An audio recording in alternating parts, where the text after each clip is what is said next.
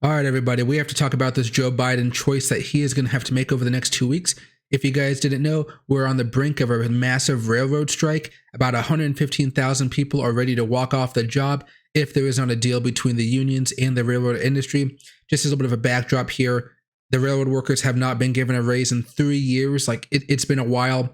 The railroad industry has been kind of working them harder because they've been firing people and letting people go, but at the same time, like keeping up that same workload, which doesn't really bode well if you have certain employees. And the big factor for this is Wall Street got involved. And normally when Wall Street kind of goes into an industry, what do? They lay off workers. They try to squeeze out as much profit as they can by working the employees as hard as possible. It's a concept as old as time. It just seems like this time, after 3 years of no raises, 3 years of nothing getting better, they're finally ready to strike. They were available to strike a few months ago, but what happened was Joe Biden put in what he called the Presidential Emergency Board. And, the people he put on that board, let's just say, were not used to workers' rights. They're kind of more from the corporatist Ivy League elite type of personalities. And because that kind of ticked off the working class guys who are on the railroads quite a bit. And, as expected, the deal was, it was an okay deal, but it was nowhere near what the unions were asking for. And because of that, it really did tick off a lot of those railroad employees, and understandably, right? So President Biden has a big choice coming up. The unions recently ran a poll a few days ago, I think about a week and a half ago now. And over 95% of those union employees are ready to strike. They want to strike because they want a better deal. Now, this is where it gets a little bit more confusing. If it does go into a strike, Congress has the ability to intervene here and force a deal. That deal may be very good for the unions. It may be very bad for the unions. But this is where Joe Biden's choice really does come in here. And there's a lot of politics at play as well.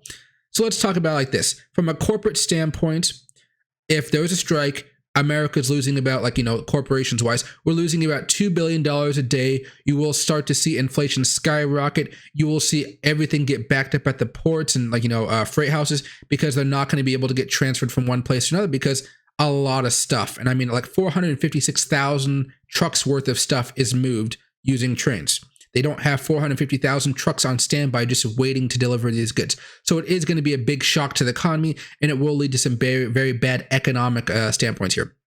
The problem for Joe Biden here is Democrats, for as long as I've known, and you guys know I'm just only 27, Democrats have been saying they're for the working class for as long as I've been alive. They've always been pro-unions, like pro-teachers unions, pro-factory unions, you name a union. Usually the Democrats are saying we're going to support them all the way. Just look at Bernie Sanders, pro-unions, let's go Starbucks, yada, yada, yada, right? So if he chooses to go down that route, you may see the railroad industries get really ticked off, and the prevailing one so far, based off of his presidential emergency board, is actually he's going to side more with the factories, the industry, right, Wall Street, instead of the working class, because he really doesn't want a strike to go down. And if Congress gets involved, what they'll do is to say, because we put forward this fair arbitrator that says this is the deal we want, he'll just say, well, since we think this deal is fair, we're going to implement this deal, thereby pissing off the union, because of course it was a very pro-corporate deal here. Thing that makes this so much more interesting and so much more fun, let me take a sip of my lemonade out of my wine glass. The thing that makes this so fun, or just so much fun to talk about for me, is the fact that there's politics now. We're in the middle of an election season. It's September, we got October and then November, and then we're voting, right? Really close by. Well, if a whole bunch of Democrats see that Biden is going to go with the more corporate-friendly deal and kind of give the big old middle finger to the working class, how is that going to affect the votes in, say, Ohio, where J.D. Vance is slightly behind the lead, or in Georgia, where there's large working class African American and minority communities?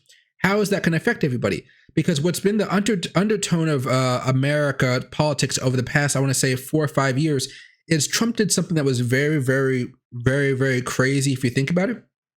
He was able to get Black people and Hispanics to start migrating away from the Democratic Party over to the Republican Party. And, as somebody who's part of I'm half Black, half Mexican, I have Mexican members of my family and Black members of my family. I have people in my family who are migrating over to the Republican Party, but I also have people that say, if you vote for Trump or if you vote for any Republican, you're a flat out racist extremist. You are just a horrible person. So you're seeing this massive disconnect right now in minority communities. And as you guys know, a lot of minorities are working class individuals. So this is going to be a massive choice because there's two ways to look at this as far as I'm concerned, and there's varying degrees of good and bad on them. Let's say, excuse me, that there's no deal. Okay. If there's no deal, this is going to be a horrible thing for everybody because the union workers will lose wages as they go on strike. You know, they might have like a little bit of a back pay step figured out, but they are going to be losing wages eventually. On the other hand, if, at the same time, you will see inflation spike up, the cost of goods start to go back up. A lot of the gas or this crude oil that gets transported through freight, that will go up. Gas prices will start to go up. A lot of these commodities, phones, plane parts, that whole distribution network is going to be stopped. Think about it. $2 billion value of goods a day is going to be halted. Ports going to be backed up just in time for Christmas, the holidays. It's going to be a very bad situation, but that's where the leverage of the unions comes in, right? That's why they have so much power right now. And can you blame them for using it after, I guess we have 2 years of Biden over the last 2 years and 1 year of Trump. I guess Trump was a COVID year, wasn't it? But at least over the last 2 years of Biden, they weren't able to make a deal. They've been trying to get a deal for a long time. That's bad scenario number one.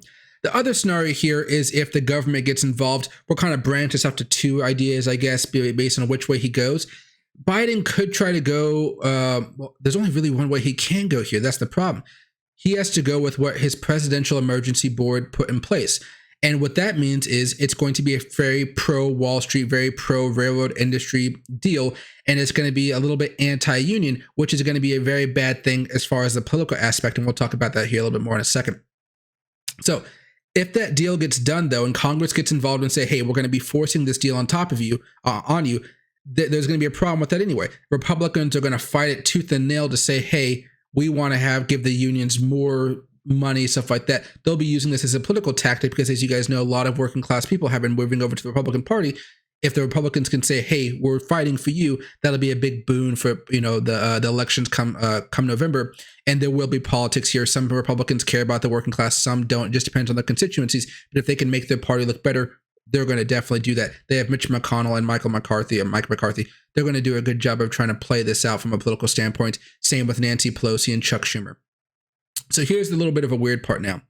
If they are able to put forward that deal and say, hey, we're going with the presidential emergency board deal, Biden signs it into office, here's where things get a little bit more tricky as well. There's a whole bunch of railroad workers that are just going to say, well, we're going to just quit our jobs and go somewhere else. Now, there's 115,000 people that are working in this industry.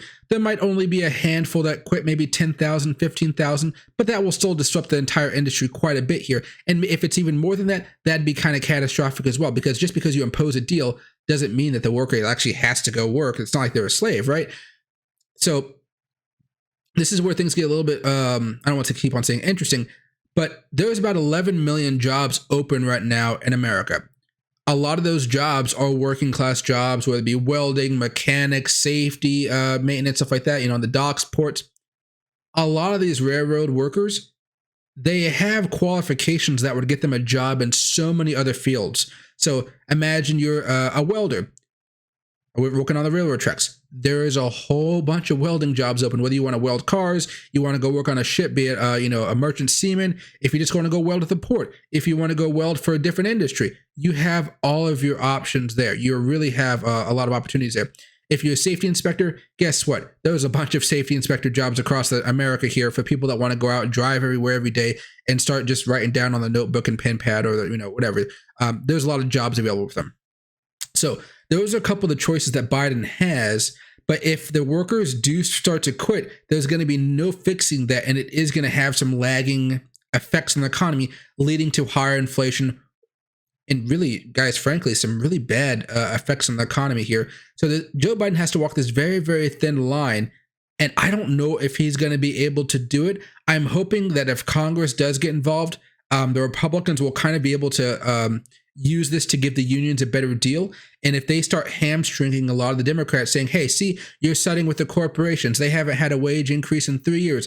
They need more. You may start to see this weird little communication of people on the far right and people on the far left here, like a Bernie Sanders and I don't know anybody on the far right, but you know, those people, Ted Cruz, whatever. So let me know what you guys are thinking about this. Do you think Joe Biden is going to side with the unions or the corporate kind of elitists here, like the Wall Street guys? Do you think Congress is going to be forced to get involved? Do you think Republicans are going to play their hand properly here to try to use this as a hamstring for the midterm elections? Or do you think that maybe Biden will kind of come up with a new plan here to give unions even more money and try to outflank this whole idea here and, you know, just keep things down low, keep everything moving along and keep everybody happy? I don't know if he's going to be able to do it, but I would love to hear you guys' thoughts. Thanks.